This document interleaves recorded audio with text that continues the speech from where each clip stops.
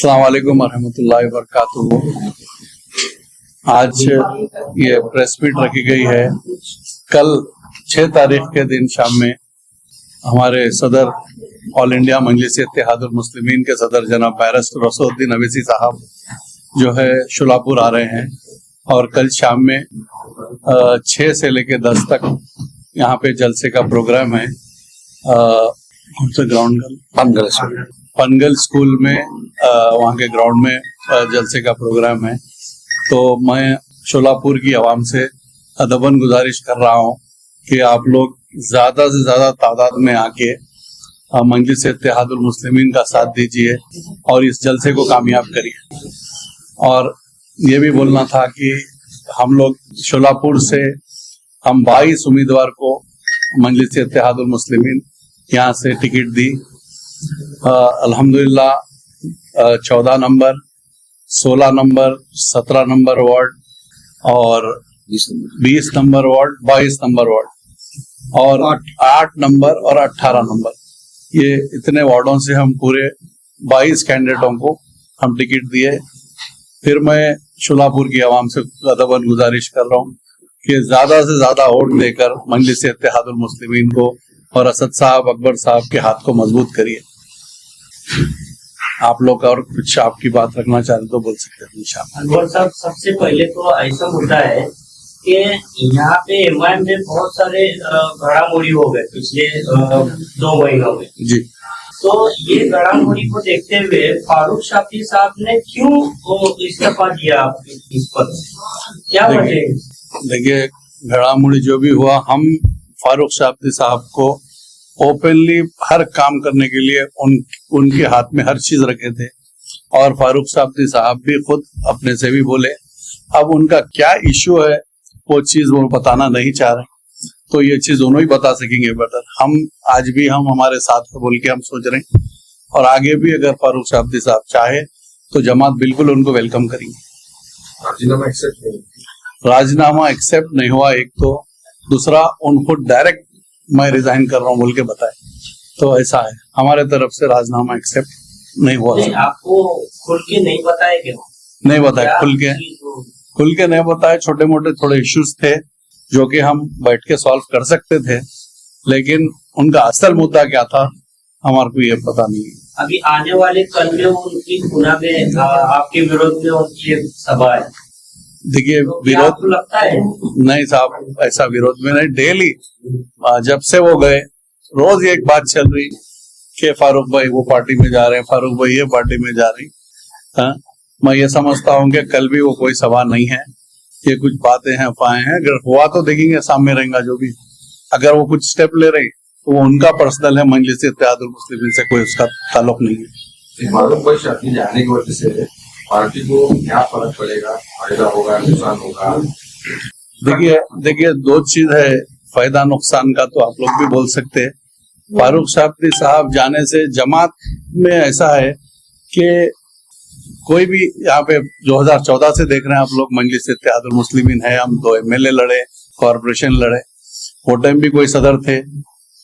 हाँ, वो सदर आने के बाद, जमात में जुड़ने के बाद उनका क्या नाम हुआ था, कहाँ तक आए थे, आप लोग देखे। फिर उसके बाद उन्होंने क्यों निकले, जब भी जमात का कुछ पे कोई वो नहीं था, लेकिन कोई वजह से उन्होंने निकले ना, हम उनके बारे में बुरा बोले। अब फारूक भाई से भी अल्हम्दुलिल्लाह उन्होंने 2019 से 2017 कॉर्पोरेशन के बाद से फारूक भाई जुड़े हमारे साथ, जब से लेके आज तक उन्होंने बहुत अच्छा काम करे, हमारे तरफ से कोई शिकायत नहीं है।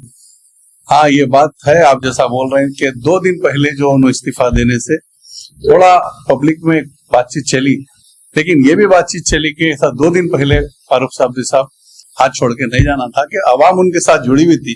हम भी उनको पूरी जिम्मेदारी दिए थे, मजलिस इत्तेहादुल मुस्लिमीन, रसूलुद्दीन अवैसी साहब, इम्तियाज जलील साहब, उनको इतनी जिम्मेदारी दे दिए थे कि हम कोई चीज के ऊपर उनके ऊपर क्वेश्चन नहीं कर रहे थे। तो उनका भी फर्ज बनता था कि पूरा इलेक्शन करा के अगर उनके दिल में कुछ था तो करके जाना था, मगर हमारे को कोई उनके ऊपर एतराज नहीं है। उनकी मर्जी, उनका क्या सोच थी वो उनका लुकआउट है, और जमात को उनसे कोई प्रॉब्लम नहीं। इलेक्शन की टिकट जो मतलब जो ये करना होता है, तकसीम जो टिकट उम्मीदवार डिक्लेयर करना, उसमें कुछ गड़बड़ी होने की वजह से वो नाराज होके इस्तीफा दिया, ऐसी चर्चा नहीं, ऐसा कुछ नहीं है। वो भी हमारे पास उनके जो भी कैंडिडेट्स बोले थे वो बोले थे, थोड़े चेंजेस हुए। उन्होंने रहते तो एक अलग हो सकता था कि अलग होते थे होंगे कैंडिडेट। उन्होंने नहीं रहने की वजह से भी कुछ वजह से हमारे को थोड़े स्टेप्स हटा के लेने पड़े। ये जमात का फैसला था, सदर साहब से, इम्तियाज जलील साहब से, असद साहब से बात होकर जो है हम फैसले ले रहे थे। तो फारूक साहब नहीं थे तो थोड़े बहुत सीटों में इधर उधर हुआ, बल्कि उन्होंने जो चाह रहे थे वैसा ही अल्हम्दुलिल्लाह 70-80% वैसा ही। ना आपकी तरफ से शिकायत है ना उनकी तरफ से शिकायत है, दोनों की तरफ से प्रतिक्रिया अच्छी आ रही है, लेकिन छोड़ने का सबसे बड़ा कारण क्या है? देखिए, अब उनके तरफ से नहीं है, हमारे तरफ से नहीं है। आवाम से यही गुजारिश है, फारूक भाई को हमारे साथ समझो। ये चुप एक हम 65,000 वोट लिए एमएलए में, तो आज हम 20 से 22 सीट जीत के आना, जो मौका हमारे को एमएलए में था वो हिसाब से आज 20 से 22 सीट आना। तो ये सब आवाम से गुजारिश है, ये सब चीजों के अंदर मत घुसो आप लोग। जब भी आप जमात की सूरत देख के, फारूक भाई की सूरत से भी आप वोट डाले। आज भी जमात की सूरत देख के फारूक भाई कहीं है मगर हमारे साथ है समझ के आप वोट डालिए। ज्यादा उसके डीप में जाकर आपने वोट को खराब मत करिए। आज एनसीपी ले लो, शिवसेना ले लो, बीजेपी ले लो, कांग्रेस ले लो, ये पूरे मिलके आप एमएलए में फारूक शाब्दी साहब को हराने का काम करे। ये सब मीडिया भी जानती है, अवाम भी जानती है। उसी तरीके से ये पूरे मिलके इम्तियाज जलील साहब को हराने का काम करे। और औरंगाबाद में पूरे लोग जानते हैं, मीडिया जानते हैं, ये कोई छुपी हुई बात नहीं है। अभी भी मैं आप लोगों से रिक्वेस्ट कर रहा हूँ कि ये लोग 14 ले लो, आप 14 नंबर वार्ड ले लो, 20 नंबर वार्ड ले लो। 14 में बीजेपी अलग ठहरी, एनसीपी अलग ठहरी, आप कांग्रेस अलग ठहरी, समाजवादी अलग ठहरी, उसके बाद आम आदमी पार्टी लगी। क्या है इसके अंदर बताइए आप? ये पूरे एमआईएम को हराने के लिए ठहरे, आप मानिए बात।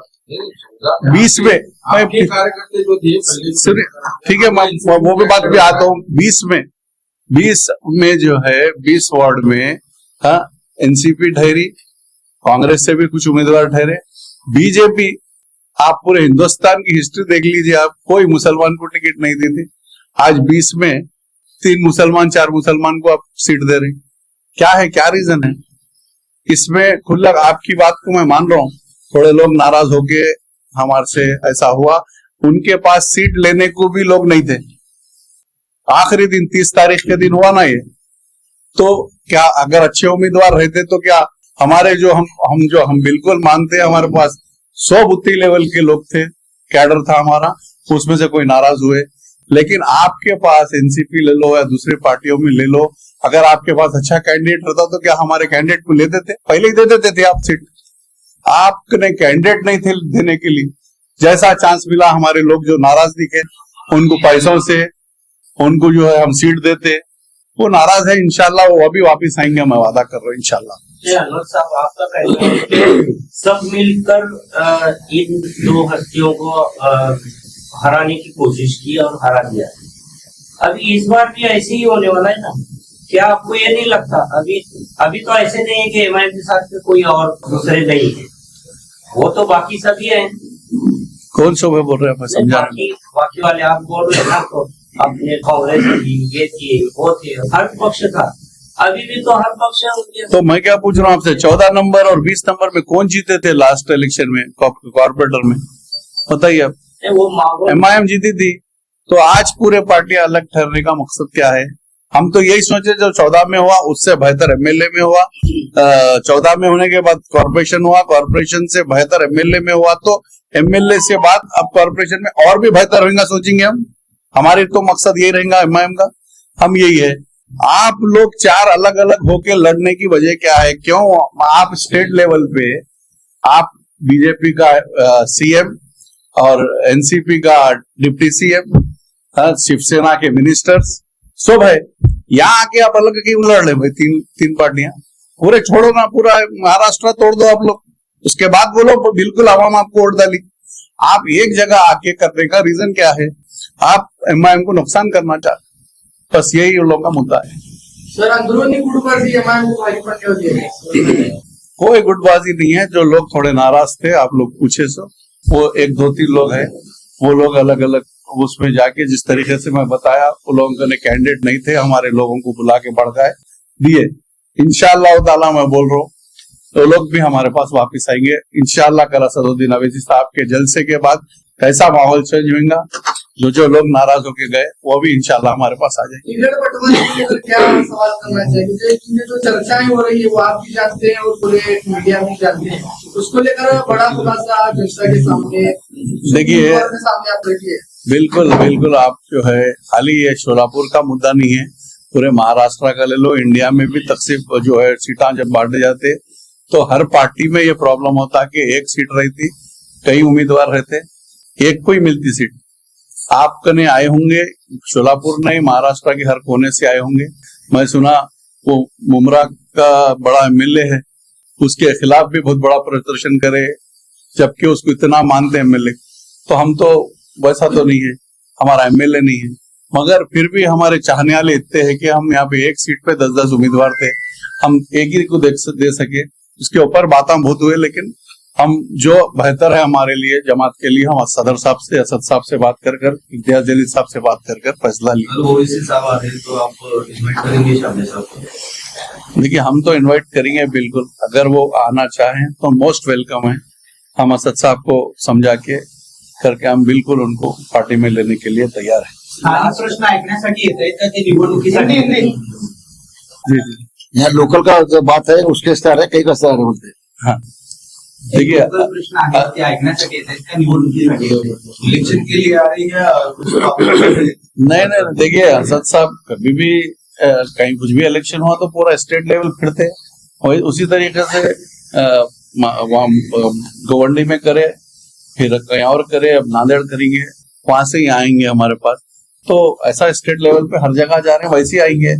कोई है, कोई नहीं रहने की वजह से का कुछ भी नहीं है। सदर साहब आते थे, आएंगे, आ रहे हैं।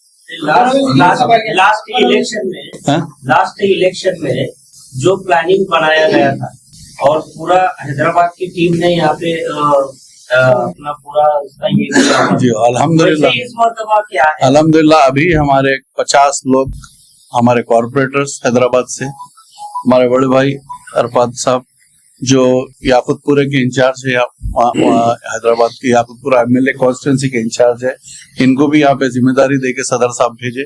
इनके साथ याकुतपुरे की पूरी टीम और जो है दूसरे भी एरिया के कॉर्पोरेटर 50 लोग यहाँ पे आए। हम हर डिवीजन में डिवाइड करके उनको साथ में कॉर्पोरेटरों के साथ काम करो बोल के रखे, तो बराबर। और उसके साथों साथ आप जैसा पूछे, असद साहब आ रहे हैं, उसके बाद इंशाअल्लाह ताला अकबर साहब की भी बात अभी हम कंफर्म नहीं बोल सकते, इंशाअल्लाह अकबर साहब भी आएंगे।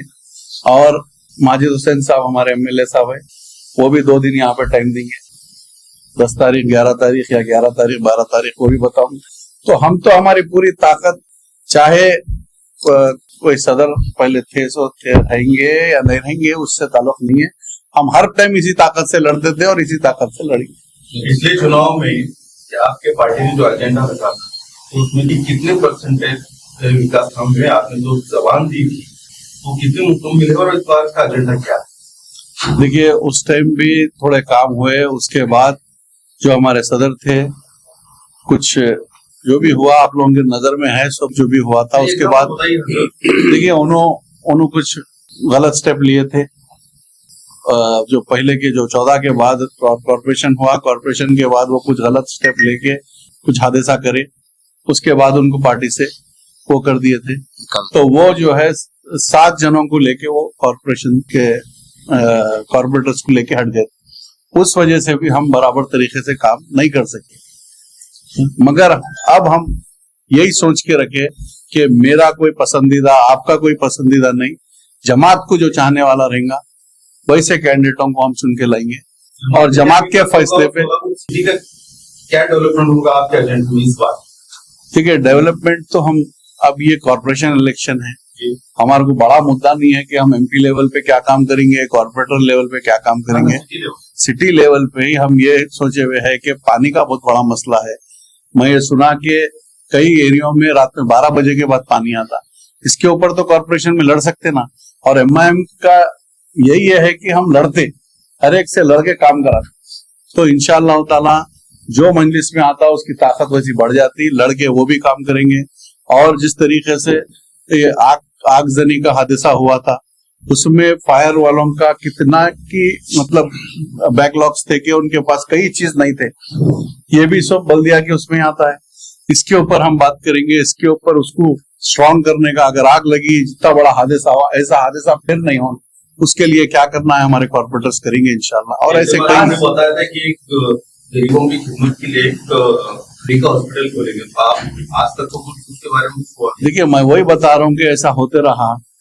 अब इंशाल्लाह इस बार जीत के आने के बाद असद साहब, अकबर साहब के सामने हम पूरे कॉर्पोरेटर को ले आके बात करेंगे, उन लोगों की क्या रह रही थी बात करके करेंगे। मैं ये चीज का डिसीजन आप लोगों के सामने नहीं रख सकता। नहीं, ये तो हॉस्पिटल की बात थी।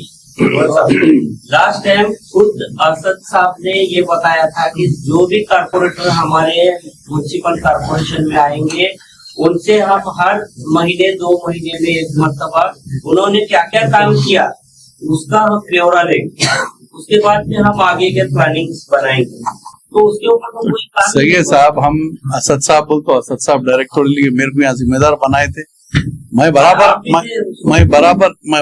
बात करता था, मगर आपको वही बोला मैं, वो जो हमारे तौफीक पहलवान जो सदर थे वो कुछ दिनों में हट गए थे अपनी पार्टी से, वहाँ पे माहौल बहुत खराब हो गया। जहाँ तक देखा जाएगा सोलापुर के विकास का मसला हो या टाउन के बारे में, तो इतने जो यहाँ पर बैठे हुए हैं हजरत, तो ये लोग जो है ये पूरे लोग आवाज उठाते थे, लेकिन हैदराबाद से ना असद साहब आए ना आप आए, तो ऊपर से जब ताकत मिलती है तो नीचे के लोग काम करेंगे। नहीं, चुनाव के टाइम पर आना और भाषण करना, देखिए आपकी बात बिल्कुल गलत है। अरे शोलापुर तो बहुत नजदीक है हैदराबाद से, वहाँ कश्मीर में कुछ भी हुआ तो सब में पहले उठाने वाले का नाम असदुद्दीन अवैसी है नहीं है। तो शोलापुर तो 300 किलोमीटर है, एक कोने से दूसरे कोने में हुआ, वहाँ अटैक हुआ तो पूरा प्राइम मिनिस्टर नहीं बात कर सका, वो बात असदुद्दीन अवैसी साहब करे। अब उससे ज्यादा क्या सबूत देंगे आप बताइए। कल अकोला में सोरेशी साहब की सभा हुई, वह सभा में जो है ना थोड़ा सा ये हुआ मंगल हुआ, नियोजन नहीं हुआ बरोबर, तो क्या नहीं होने के लिए इंशाल्लाह उसके लिए हमें परमिशन के लिए भी बहुत वो हुआ, पुलिस से बात करे तो हम पूरा बंदोबस्त अच्छे तरीके से कराएंगे और पूरा सेटअप, ऊपर कितने लोग रहना, बाहर कैसा, पूरा हर चीज सेटिंग रहेंगी, कोई ऐसा प्रॉब्लम नहीं हुए सर का काम करेंगे, पूरा सिस्टमेटिक रखेंगे इंशाल्लाह।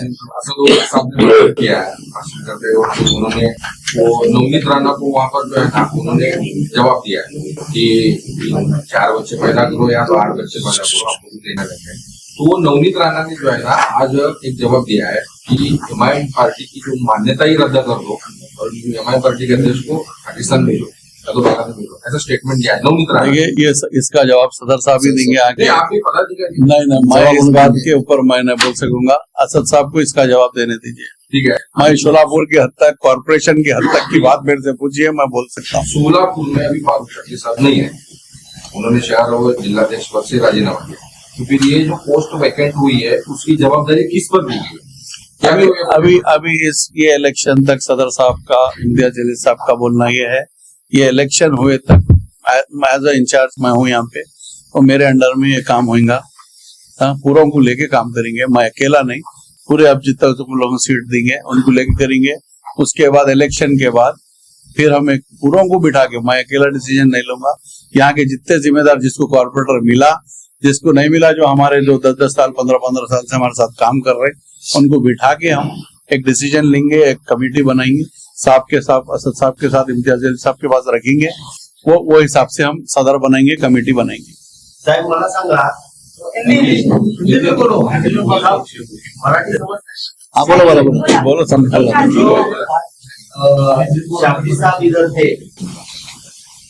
मराठी बोलो आप। हमारे में नहीं ढूंढने के आप पब्लिक है, आप बोलो मराठी, बोलो मराठी में बोलो, मराठी में बोलो।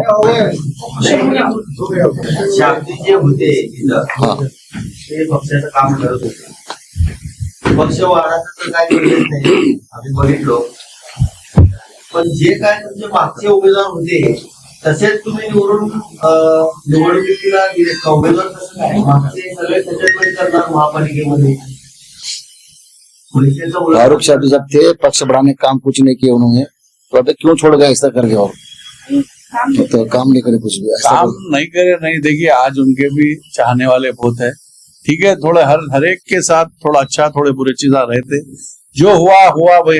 अब मजलिस इत्तेहादुल मुस्लिमीन यहाँ पे हमारे 22 उम्मीदवार के साथ हमारे लड़ रही, हम लड़ेंगे। अब फारूक शाब्दी साहब का मुद्दा आप छोड़ देंगे हम। फारूक साहब सुनिए, नेमकी मागणी काय होती पक्षात? नेमकी पक्षात मागणी काय होती शाब्दी? उनकी मांग क्या थी? पक्ष पार्टी के अंदर मांग क्या थी? उनकी कोई मांग का ऐसा कुछ बड़ा उन्होंने खुद आप लोग पूरे पूछे ना उनसे, आप पूरी मीडिया उनसे पूछ रही पक्षाने मनधरणी करण्याचा प्रयत्न केला नाही का त्यांनी? साहब उनके साथ आधा घंटा एक घंटा सिंगल इंटरव्यू लेके भी पूछे तो वो बोले कि मैं इस बारे में खुलासा नहीं कर सकता। तो उन्होंने खुद अपना खुलासा, उनकी दिल की बात मैं कैसा बोलूंगा साहब? पक्षाने त्यांच्या बरोबर काय म्हणजे चर्चा केली, चर्चा करे. आपल्याला हा नेता आपल्याला सोडून चर्चा की उनके साथ हमने. त्याच्याशी काय बोलणं हाँ झालेलं बिल्कुल, आहे? हम थोड़ा बहुत जो इश्यू था हम बिल्कुल चर्चा करें, सदर असद साहब तक बात रखे, थोड़े चीजें क्लियर हुए, उसके बाद फारूक साहब हमारे से बात, एक बार बात होती, 2 बार होती, 3 बार भी कर सकता है इंसान। ऐसा कुछ बड़ा वो नहीं हो गया था कि आपको सडन ऐसा स्टेप। मेरे को जितना नॉलेज है, मेरे को जितना आइडिया है, क्योंकि फारूक भाई से मैं डायरेक्ट था पहले, तो मेरे को जितना आइडिया है कि ऐसा बड़ा स्टेप लेने का जरूरी नहीं था। 1 से 3 बार और उन्होंने लड़ सकते थे, अपने जो भी उनका वो था, कुछ जो होना था उनको लड़ सकते थे, कुछ असद साहब से बात करके फैसले पे आ सकते थे, लेकिन मैं समझता हूँ कि वो जल्दबाजी में फैसला ली। तो आप प्रभारी के नाते से आपको तो कॉन्फिडेंस लगता है आपको? जी समझने के लिए, पार्टी को मजबूत करने के लिए आप कहीं तो माइनस नहीं करते? नहीं अल्हम्दुलिल्लाह हम कॉन्फिडेंस है। क्यों पीछे जाएंगे बताइए? जब फारूक शाब्दी साहब निकले वो अपने बारे में बोल लिए, जमात जहाँ थी वही है, आगे बढ़ते रही। असद साहब, अकबर साहब अपना काम करते रहे, हम महाराष्ट्र में लड़े, ये जो डिस्ट्रिक्ट के इलेक्शंस थे 85 कॉर्पोरेटर जीत के आए हम। हाँ, उसके बाद बिहार लड़े, 5 MLA जीत के आए हम। वहां लहर चली बीजेपी की, उसमें भी हम निकाले। तो हम आगे बढ़ते गए, मजलिस इत्तेहादुल मुस्लिमीन रुकी नहीं। और फारूक भाई का एक छोटा मुद्दा है, उसमें मैं नहीं समझता आवाम भी यही क्वेश्चन कर रही, फारूक भाई 2 दिन पहले नहीं जाना था हमारे को छोड़ के। हाँ, बस ये बात है, उनका कुछ भी था बैठ के बात कर सकते।